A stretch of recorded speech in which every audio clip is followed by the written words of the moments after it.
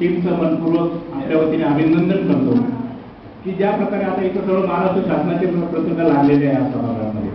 शासन आपल्या दारी अशा कधीतरी घोषणा आपल्याला पेपरमधून ऐकायला येतात, परंतु संघटना आपल्या दारी हा प्रसंग त्यांनी राबवलेला आहे. आणि एकंदर ज्याप्रमाणे आता सगळ्यांच्या भाषणामध्ये आलं की आपण जोपर्यंत एकत्र होत नाही तोपर्यंत कुठलाही लढा आपल्याला उभा करता येत नाही. आपल्याला जेव्हा लढायचं होतं तेव्हा लढलं आपण, आता लढण्याची पाळी आपल्याला येऊ नये ही एक साधी आपली भावना आहे. आणि त्या दृष्टिकोनातून आपण एकत्रित येणे, एकत्रित पत्रव्यवहार आणि ज्याप्रमाणे एक काठी घेऊन जर एखादा लढला तरी काठी लवकर तुटेल, पण चार काठ्या एकत्र घेऊन लढला तर चार काठ्या तुटणार नाही.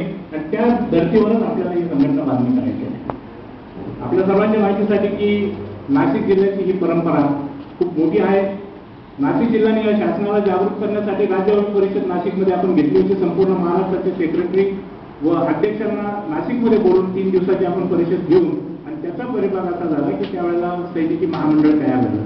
आता क्रेडिट कोण घेता हा भाग वेगळा, परंतु जी सुरुवात होती ती नाशिक जिल्ह्यातून होते. आणि त्यावेळेला आपल्या सर्वांच्या माहितीसाठी सांगू इच्छितो की मंत्री सुद्धा नाशिकमध्ये येत होते. ज्याप्रमाणे एखादी चळवळ उभी राहते, ती चळवळ प्रामाणिक असेल तरच टिकते, परंतु चळवळीमध्ये जर थोडासा कुठं आर्थिक लाभ किंवा काही स्वार्थ आला ती चळवळ टिकत नाही. आणि म्हणून आज ज्या दोघांनी यांनी कामाला सुरुवात केली गेल्या 3 महिन्यांच्या 1 दिवसापासून आताचा लेखाजोखा त्यांनी सादर केलेला आहे. आणि मागे गोपीमध्ये मिटिंग घेतली, सिन्नरमध्ये मिटिंग घेतली, आज पिंपरीमध्ये मिटिंग होते.